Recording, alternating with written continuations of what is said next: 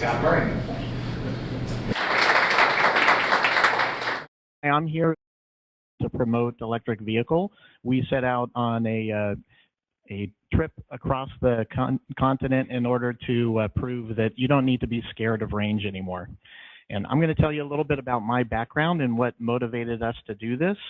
And also, most of that centers on climate change, so we're going to have some information on climate change, and we're also going to share experiences about what happened on that trip. First of all, I was born in Boulder, Colorado, which is an area that's surrounded by nature. I had an appreciation of nature when I was growing up, and it's something that we try to instill in our children as well. And as a hobby, I really like geology, and to me it was fascinating. I could dig into the rocks in the mountains of Wyoming and find fish that were in a lake about 50 million years ago through the proxy record. And my parents are scientists, so I understood what science was all about and really fact-based thinking. I was really excited to find those fossils. Maybe a little too excited about a rock, I don't know. So what does the guy do who has an interest in science and has parents who are scientists? He becomes a banker. And I guess that worked out okay because I retired and moved to France for a couple of years. And our family was there basically to learn another language, experience another culture, and really we expected them to grow and develop and become better world citizens as a result. What we didn't expect was it was going to change my wife and I as well. And we lived there for 2 years. We didn't own a car. We didn't need a car. We didn't miss a car. They have very good active transportation with biking and walking and land use that's designed for that to work. And they've invested in public transportation as well, where you can move a whole bunch of people with a one engine. So during the period that the climate agreement was being signed over at in Paris, I was aware of climate change because Boulder had its water supply actually coming from a glacier, and that glacier was melting and had been for a number of years. But I didn't really have all the facts. I had a theory that the ice was disappearing up in the Arctic Circle because people were stealing big blocks of it and putting it in squares in France. Turned out not to be true. I claim to be a genius, but my wife says the evidence points otherwise. So an important thing to keep in mind in this agreement is that we're already 1 degree Celsius above pre-industrial norms. And what the Paris Accord set out to do is limit temperature to 1.5 degrees. They made some agreements. It was really quite an accomplishment for all countries to come together and voluntarily decide to fight this crisis. But the commitments that were voluntary are a little bit short of what's needed. I think based on the pledges and targets, we're locking in about 2.8 degrees Celsius, and current policies aren't, real close to that. So in order to get back on target, we need to cut our emissions very, very quickly. And basically, it needs to be cut in half within the next decade. We need to be well on our way. And then we need to get to net zero emissions within the following decades. And the pace at this point has to be very, very steep. So we need big and quick action.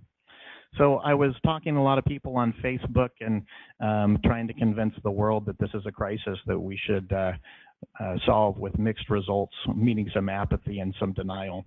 So I decided to join Climate Reality Project to learn how to better communicate about climate change.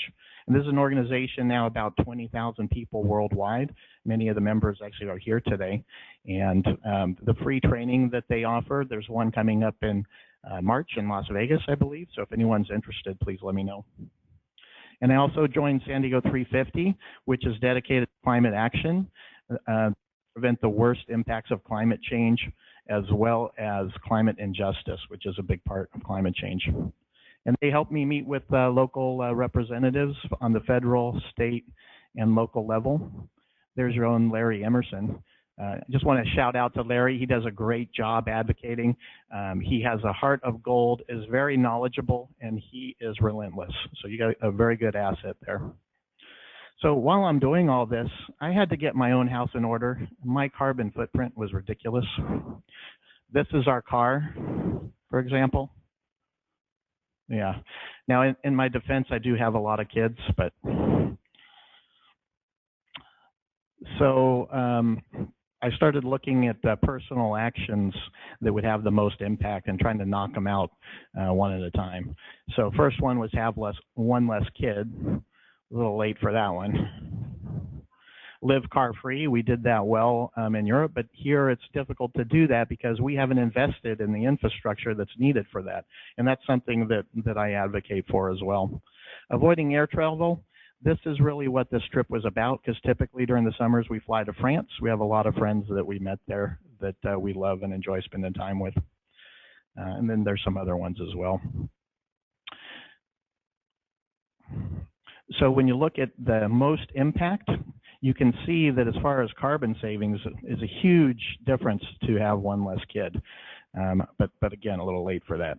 Living car free is the next, and then avoiding a transatlantic flight.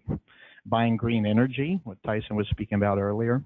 And then also, if you just switch an electric car to car free, there's also some savings as well, and a plant-based diet. So what did we decide to do? Oh, no, not the boy, the car. Yeah. I love you, Mike. And we bought an electric car, and in 13 months, we put about 50,000 miles on it. So we have a little experience using this car. So we set out to use the vast Tesla network to drive across the continent. And basically on the website, it's very easy to do that. You enter in your car, and if you look, ours now, a new one is about 328 mile range. There's a Model S there that has like 373. So, you know, the range on these things is really good now. And you just put in your location and your destination. You can add a bunch of stops.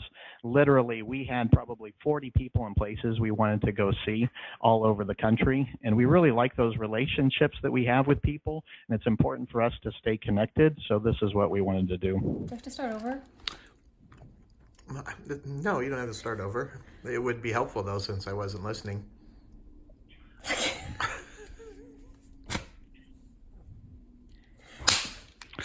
My wife is an angel. All right. Maybe we should video all of our conversations. Okay, go ahead. Okay, so my proposed route. Take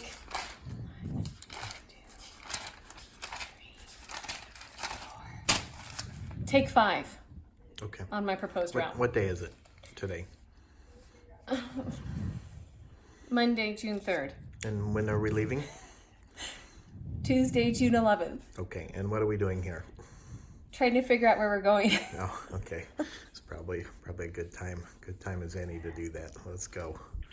So my wife put together this map through that program of 25 different places that we were going to visit. And the network makes it really easy. We were able to plot a course to all the places that we want to go. So really, I'd like to tell you that there was some bad news, that we had problems with range or getting around to where we did, but we didn't. As long as we stayed on course, and I'll talk about that later. You can do the same sort of thing at other sites. I just Googled a few of them if you have a different car besides Tesla. There's also destination chargers that you can go to. I do that. And guess what they have at Mount Rushmore? Chargers all over the place. So we can take our Griswold photos. We were only there for about an hour and a half, but we'd never been. And the Tesla network, the chargers all look pretty similar to this one. And you meet a lot of cool people there. We talked to a number of people. This gentleman was on his way, I think, to California from New York. He was heading the other direction. And there's also some cool nature that you get to see.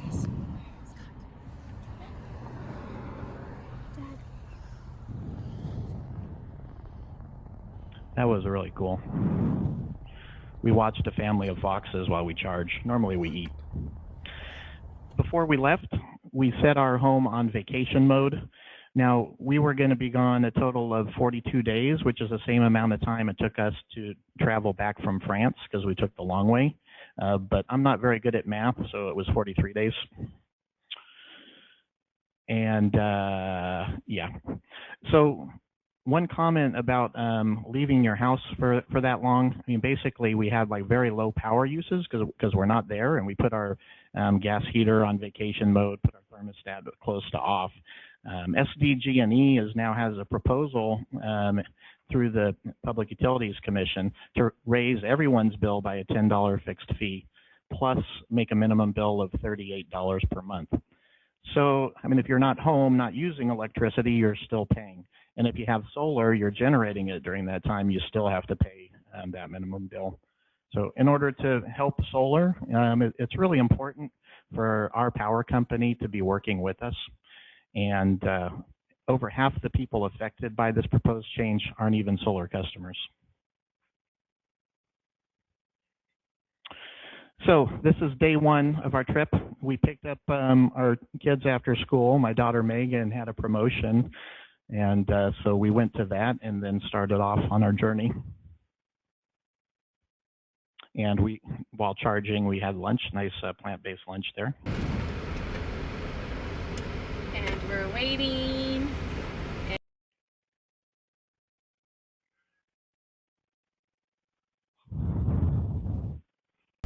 All right, let's go, man. Ready, guys? Video. Yeah. Oh, Delia. Mommy. No. Misty. Oh, something happened with the sound. I think this was probably like the third time Mike had said, are we there yet? And we hadn't even left the parking lot on our first day. So I think when I floated this idea by my wife, she was less enthusiastic initially, but she came around. I think she said something like, why on earth? Who's been on a road trip across the country before? Show of hands. All right, great. That's wonderful. How many have had 4 kids in the back of their car? Okay, brave souls. So really, it comes down to the reason is the Earth, and the climate crisis now is the biggest and most challenging thing that humanity has ever faced. I'm going to talk a little bit about the science about the climate change. One of the main facts is that the atmosphere around the Earth is really a thin shell, and if you took a car and drove straight up into that atmosphere, you'd actually be at the end of it in 10 minutes. The sun passes through that atmosphere, it heats the Earth, it reflects infrared waves back out of the atmosphere, but some of those are trapped by the atmosphere, and this has kept the Earth at a nice stable temperature for a while for all the life on Earth to grow. The problem is that now we're putting 110 million tons of man-made global warming pollution into that atmosphere every day. And the atmosphere is getting thicker. And as a result, the Earth is heating up. And now it's heating up more than the other natural forces can absorb. We are the main driving factor of climate change right now. And the sources of greenhouse gases are many. We're going to focus here on transportation today. The reason is because the bulk of our emissions are from transportation. In the city of San Diego, it's actually 53%. So if you're going to have an impact, this is where you want to have an impact, and this is why what this organization does is so important. I don't want to ignore electricity and natural gas, though. They're a big part of the problem. The largest source of global warming pollution is burning of fossil fuels. And if you look at this from a historical perspective, over the last basically 1 million years, the CO2, which is in a proxy record in the ice caps, has been in a range of 180 to 300. And the temperatures have correlated with that highly. And you look at the bottoms, those are the ice ages. And so if you look at the difference, like here, there was like maybe a mile of ice during an ice age, well, in the northern hemisphere anyway. And if that much difference in temperature is caused by that, how much do you think this is going to change our temperature? We're at 415 parts per million now. Incidentally, San Diego 350, the 350 part of that is 350 parts per million, which is what scientists long ago have determined is the safe amount of CO2 in the atmosphere. And we're way above that at this point. And even worse, this is where we're headed if we don't make changes. And this just can't happen. So the results are that temperatures are going up. It's very clear. When you look at the past 18 of the past 19 years, hottest years have been since 2001. And 2019 is also in that group. So it'll now be 19 of the 20 hottest years have happened since 2001. And the last 5 have been the hottest. Now the last 6 have been the hottest. So what's the big deal about 1 degree Celsius increase? Basically, if you look at a distribution curve, it's not a straight line. Temperatures happen over a range. And as that range shifts, this is from 1951 to 1980, and it's gotten hotter. What you see on the right is extreme temperatures growing. And now they cover about 14.5% of the Earth, where they used to cover 0.1. And the problem is people are kind of heat. Where we normally go for vacation during the summer, had a heat record last summer, 115. And it just didn't edge up a little bit by 4 degrees. The same trend is happening all over the world. In 2018, there were actually 224 records. And the summer that we decided to take a road trip, also pretty hot. Seemed like a good idea. I don't know. So a little bit about the car. The navigation system, it plots out your charge locations for you. And you can see here that it basically gives you a few different charge spots, and you're there about an hour, 50 minutes, 40 minutes at a time. Total to get from here to Longmont, which was our first destination, was 1,113 miles, about 21 hours. So that's 53 miles per hour, including stop time, which is pretty comparable to what we do in a gas-powered car. And again, as we traveled, it was pretty hot. One feature of the Tesla is that the air conditioning works very well, which is good. We didn't have any issues with that heat. And you can actually turn it on as it's charging so that when it's time to go back to the car, it's cool for you if you're so inclined. And one of the owners of the Tesla had this as well, and this was a great idea to save some energy.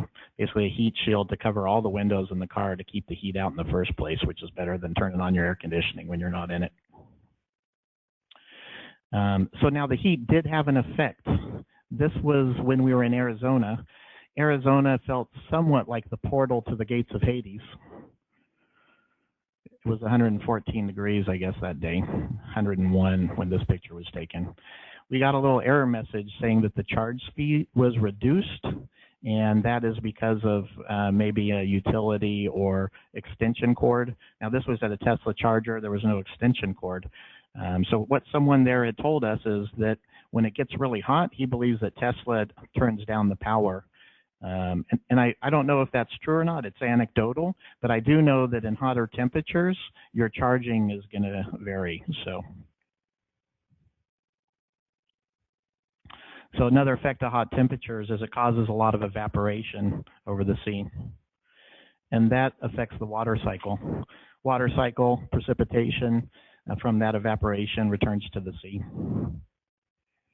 And it's having a large effect. This is a rain bomb in Tucson. And you can see that the water just bounces off the land. And these sort of anomalies are happening all over the world. And they're happening with more frequency. And again, like the temperature bell curve shifting, some of these other events that I talk about have that same sort of effect. So now the rain affects the enhanced autopilot on the Tesla. The enhanced autopilot works pretty well. Basically, you have the car turn on its own, start and slow down and speed up based on the traffic around you. When it's rainy, this system operates by cameras. The cameras don't have such great visibility, nor can you see the roads very well. And another comment is the windshield wipers. It's about 50 revolutions per minute, and most cars are about 60 wipes per minute. And when it rains very heavily, and this isn't an example of that, but when it does, I notice a difference in visibility. And the camera, actually, we got a warning saying blind spot detection limited, and I assume it's because it was covered in water. And also in windy conditions, the wind pushes the car. The car did amazingly as far as adjusting to that wind and kept straight in the lane, even when heavy wind pushed it, which was impressive. Now, on roads where there's construction, like I said, you rely on cameras for the system to work. It also needs lines in the road. So during construction areas or places where the roads aren't very well maintained, you're going to have issues. This was some water that had landed in the upper Midwest. Some fields had flooded. That's my navigator.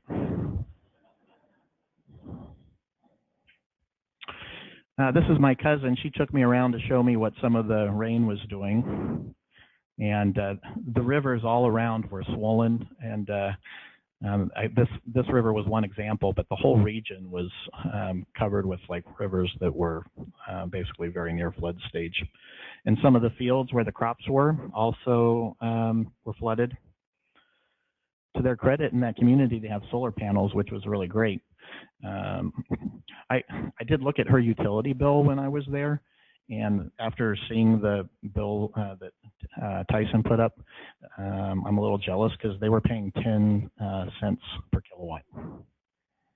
Our rates are very expensive here.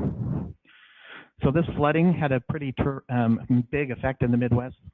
1 million acres of cropland were flooded. This affects the food supply.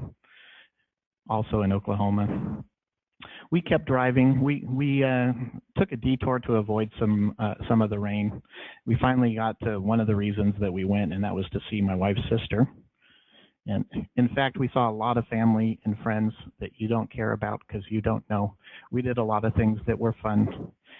I encourage you all to do that and come back and show me pictures of people that I don't care about. No, I care about everyone. And finally, we made it to Maine. And I said that we did this to prove that range wasn't an issue. We didn't have any issues at all.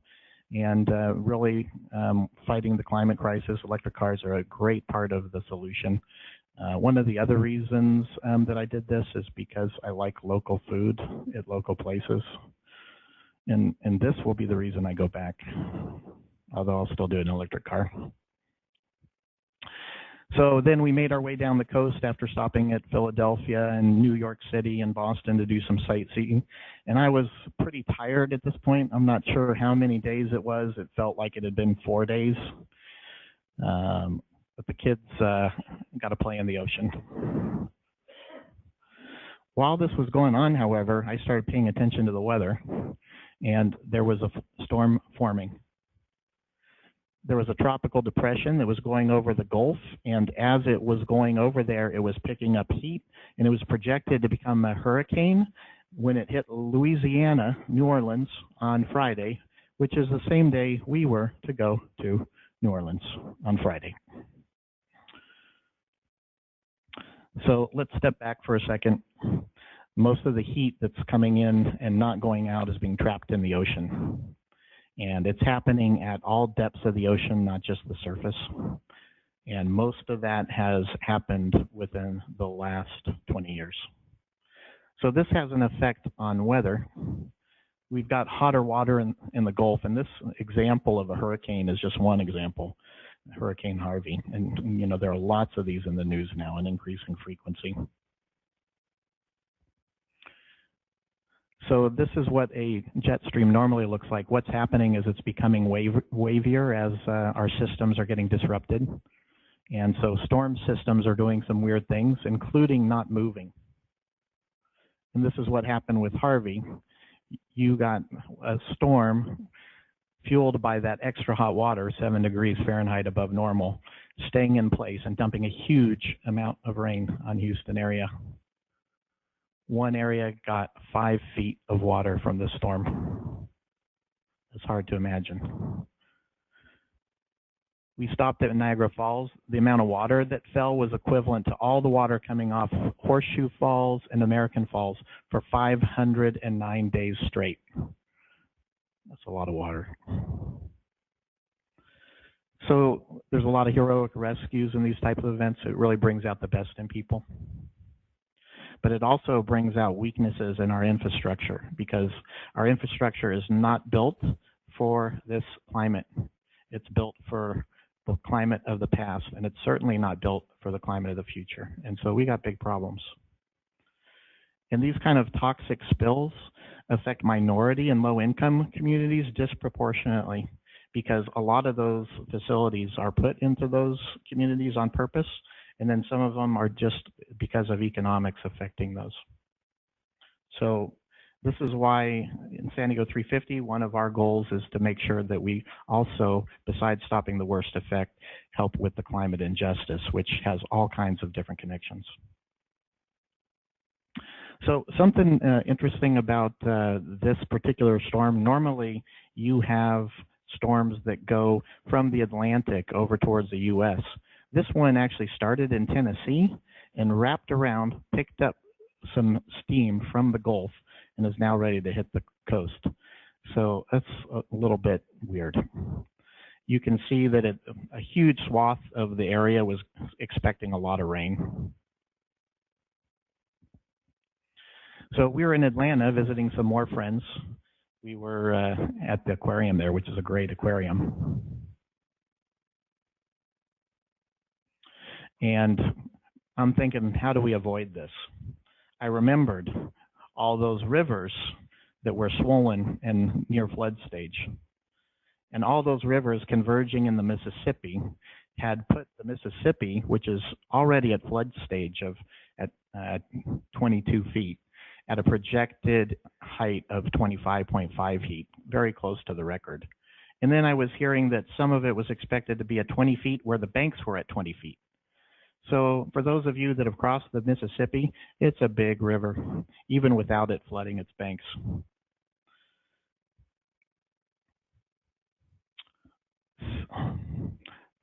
So also there was some storm surge expected. So in addition to the river flooding, we had more water coming from the Gulf. So taking a look at the Arctic, the warm temperatures up there have caused a whole bunch of melt, and that's reducing the amount of ice. This isn't such a big effect on sea level because that ice is already in the water, unlike Greenland and Antarctica, but it does affect the currents and the jet stream. Basically, the Earth's climate system is set up to take heat from the equator and move it around up to the poles. And a 1 degree increase at the pole is 3 times as much up at the pole, the equator to the pole. So this is really disrupting all the normal jet streams and Gulf streams.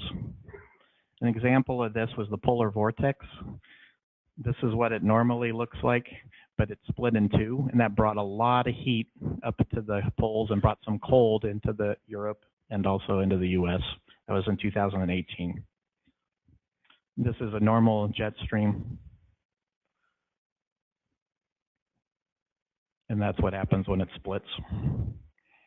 And so we had snow in Rome. That's not normal. And we also had 60% of the surface of Greenland's ice sheet melting. And Greenland is land ice, so that does affect sea level. 2019, the vortex split in thirds. Same sort of thing was going on as far as the warmth up there. This is not normally a river. A huge amount of ice is melting rapidly. And when you turn your attention to the other pole, we've got similar problems down there. And the science is getting a lot better. Now there's a study out that shows that at 1.5 degrees warming, sea level rise is expected to be about 20 feet. At 2 degrees Celsius, it's expected to be about 60 feet. They're still working on how long that's going to take, but that's a lot of sea level rise. And that's why we're getting an octopus in a parking garage in Miami. That shouldn't be the new normal, right? And we experience that same sort of thing here from time to time.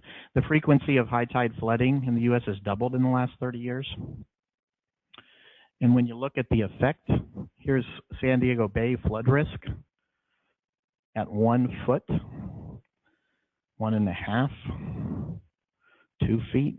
You're also already seeing some effects out in Silver Strand getting covered up.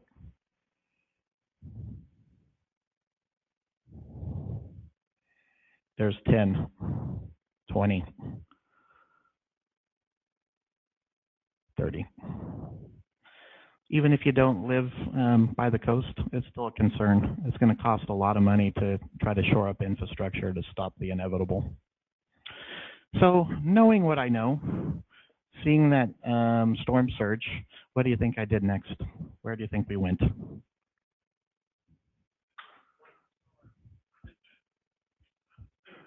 No, I'm just kidding. We didn't do that, but I wouldn't put it past me. It was only 6 hours away. I'd never been. What we decided to do is hightail it, drive all the way across the path of the storm, and get out of Dodge as quickly as we could. So we left Atlanta and started driving. We stopped in Birmingham for some sustenance and to meet one of Nicole's cousins. And then we kept Memphis in our destinations because I wanted to go there, not because I knew anyone, but because I wanted something. And we didn't have any trouble at all until Arkansas. Now, at this point, we're off course from what we planned, and I was pretty confident we could get wherever we wanted to be because we didn't have any trouble in our planning process finding a path to the places we want to go. But in this particular neck of the woods, our navigation system was taking us over, way out of the way to get from Little Rock over to Oklahoma City. That's about 300 and I think 80 miles or something like that. It was having us go way down south in order to do that.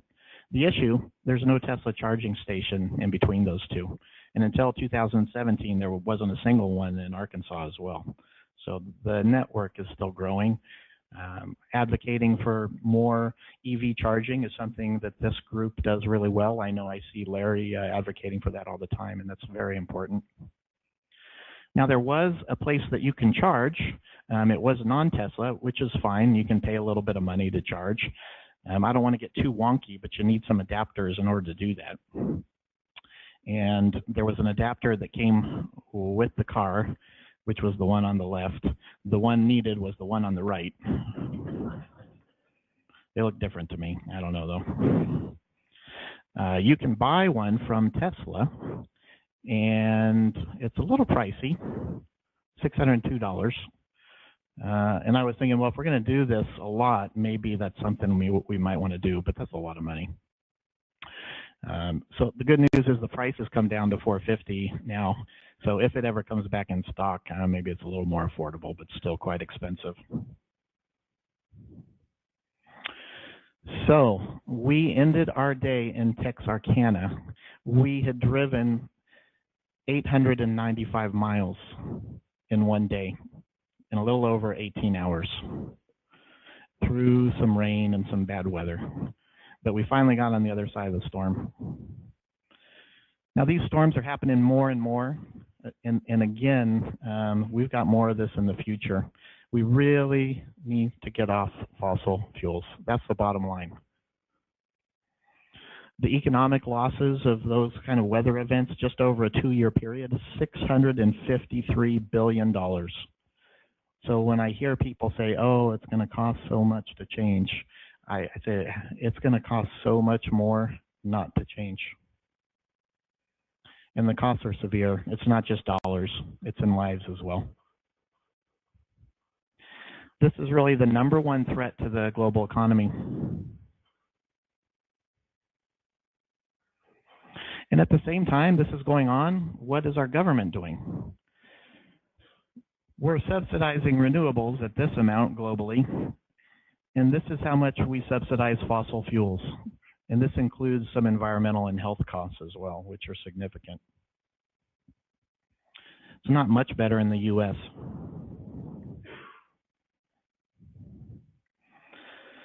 So it's a little bit of gloom and doom, but there's some good news here. We have solutions to solve this problem. And I'm here to talk about transportation, electric vehicles, a big part of that solution. If we replace every one of those cars with an electric vehicle, we still have some traffic to deal with, but we'd have a lot less pollution. I'd really like to see all gasoline stations look like this and go all electric on renewable. That'd be my wish. So back in October, there was a little spike in gas prices, and this was a station downtown that we passed. I like math, even though I'm not good at it. Can't tell the difference between 42 and 43 days, but we did almost 50,000 miles. My Escalade, 12.7 miles per gallon. Don't be jealous. It's about 4,000 gallons of gas. At that price, downtown 480, that's about $18,000 that we saved in gas. It's an extreme example. But the folks running the numbers here, even when you're charging and not getting free charging like we were at Tesla, and maybe I didn't mention that, there's still a significant savings. And that's probably why California's high gas prices were very big for adoption of electric vehicles. And globally, you're seeing this trend grow substantially. So this is a really cool trend. Yet it needs to accelerate. And I think there's some economics that will help with that. We're getting a powertrain cost comparison. And these numbers may have changed, but I think it was projected to be 2023, where the powertrain of an electric car is below an efficient fossil fuel powered car. General Motors believes the future is all electric, which is pretty cool. Yet they're fighting California's ability to set our own clean air standards, which is less cool. And wind power is doing pretty well. There's a windmill right there. I don't know if you can see it.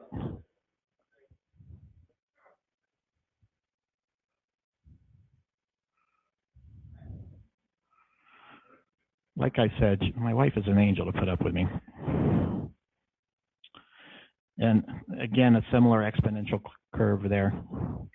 And new capacity, we're putting up a lot of solar and wind. We saw a bunch of trucks carrying wind turbine blades, which was really cool. Had an interview for our website for one of those gentlemen. There's way too much natural gas here, though. It's replacing coal, and that's not too bad, but we really need more renewables. And there is a solar farm that's growing as well. Cost is coming down. There's enough solar energy that reaches the Earth every hour to fill all the world's energy needs for a full year. So really, we just need to capture more. And energy storage is also something that's growing pretty well. The projections show an exponential curve as well. And prices are coming down as these technologies get adopted. So again, one of the real encouraging pieces of news for me was the Paris Agreement. Just the fact that countries are focusing on this is really important. And although the commitments are voluntary and not enough, it's definitely a step in the right direction. And I know our president has said that he is withdrawing from that, but legally that can't happen until the day after the 2020 election. So this is a really important election because you'll have a voice in whether we withdraw from that agreement or not. A bunch of states, including California, have all committed to go 100% renewable by 2050 at the latest. And right here in San Diego, many communities have decided to join a joint powers authority for community choice energy, and that's really important. Additionally, there's some positive steps in transportation. And the thing I'm most excited about is we have a growing momentum for people who are standing up and saying that they're not going to take it anymore. And I really believe that this here is the key to change, because if we can't get people to change their politicians' directions and with fossil fuel subsidies and other such things, it's not going to be so good. So my request is that you join us and others who are using their choices, their votes, and their voices to fight the climate crisis, to fight as if your world depends on it, because your world does depend on it. So how am I doing for time? I just want to go through, before I take some questions, I just want to go a couple observations real quick. One was speeding. I learned to drive from a video game where if you didn't drive fast, you had to put another quarter in. And through a little trial and error when I was 19, I learned not to do that all the time, but I still sometimes exceed the speed limit. And what I noticed in an electric car, when you speed, you use up more battery. And on a long distance trip, you have to charge longer. So you really don't gain anything by speeding. This was a sad lesson for me. Is it strange that both my twins assume the position when a police officer comes up? Common question we get is about the packing for the car.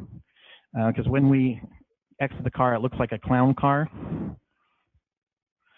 Really, it's quite spacious. We've got 3 rows and a 6-seat option. And in the back 2 rows, really you have quite a bit of leg room for that kind of car. When you look at it from the side, it really, you really don't think that it's that roomy, but it is.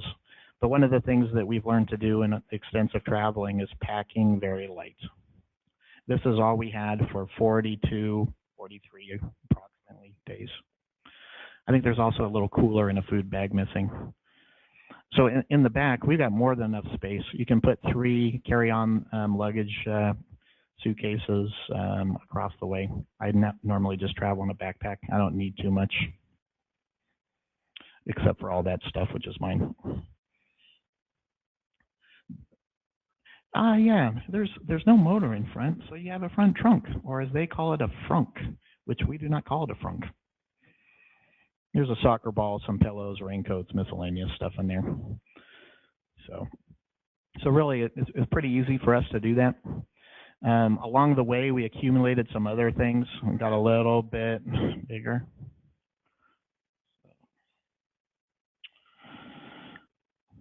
And then it also has some entertainment system. Weird noise, and I told her it sounded like an elk mating call, which I know is completely random. It has Netflix, video games, podcasts, Papa Tom used music, to make that noise, internet, with a little video services. He put in his mouth, and so I know what it sounds like. And no, That sounded like it came from you. Megan, move your seat. Scott, stop the fart mode. Megan, move your seat, please. Oh yeah. Wait, that's not.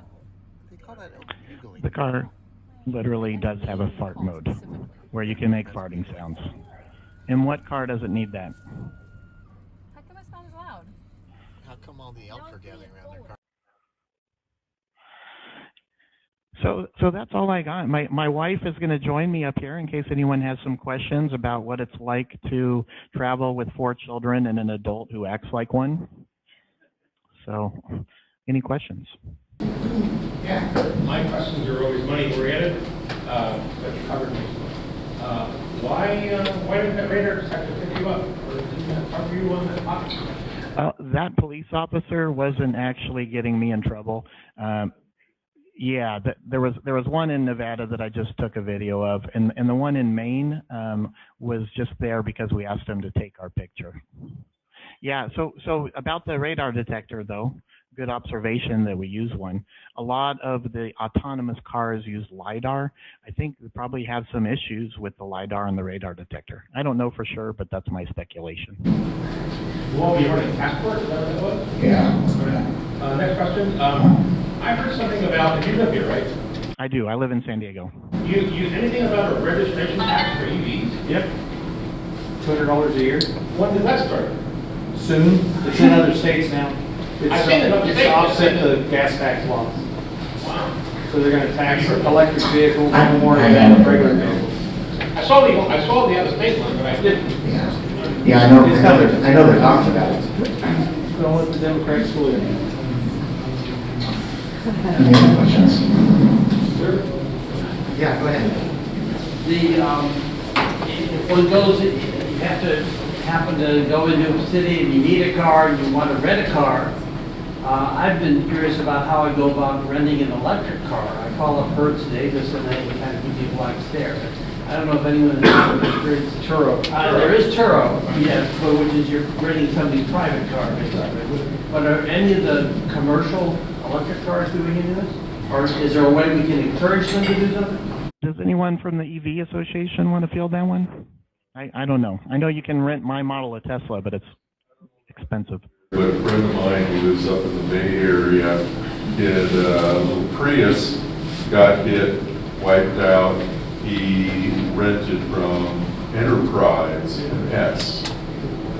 They didn't know squat about it, but they had. Yeah, I think that when we had our car, before the trip, I said we don't do much planning, but I did take my car in and have the annual maintenance done before we left. And Enterprise was the rental company. They did provide an electric car for us. But I don't know if you go on their website if you can get an electric car. It's probably just an arrangement with Tesla. If you want to try out a Model X, Model S, Model 3, it's just 5.5 hours. It's like $60. Look up Tesla. They rent them.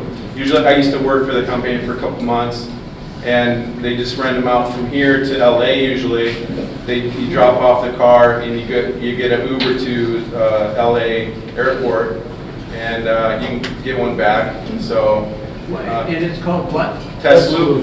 They used to do a shuttle service from Los Angeles to Las Vegas, and their cars have 300, 400, 500,000 miles on them, and they still work like new. They're amazing vehicles. So L-U-T-E-S? T-E-S, L-O-O-P. Oh, that's blue. Yep.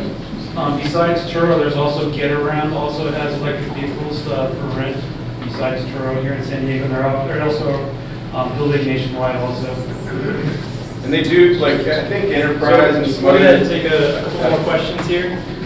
Okay, but I have a Leaf, a 2013 Leaf that gets about 70 miles on full charge. Can be charged at 450 volt, 220 or 110. But I can't find any more 440s. The ones that were here of Link been shut off since March of 2018. Then, along with Tesla, who has their own system, we need more standardized stations of all these stations across the country, you know, including putting Tesla in the loop. Yeah. Why does Tesla think they're so special that they have to be their own thing? Yeah, I don't know. It's a very good point, though, and really getting this technology into the hands of as many people as possible is really important. And you have to consider that a lot of people can't afford electric cars. So as the price goes down, that'll help. But really, you need a system that has fairness for everyone and not just someone who has enough money to buy a Model X. So it's a very good point. One more question. You mentioned training in Las Vegas. What does that entail?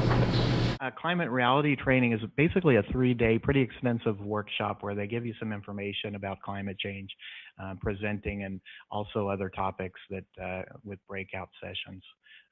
If you are interested in doing that, come see me afterwards, and I'll give you some more information on that. So it is free, absolutely free. Yeah, no cost. You have to get yourself there, though. All right. Well, thank you, everybody.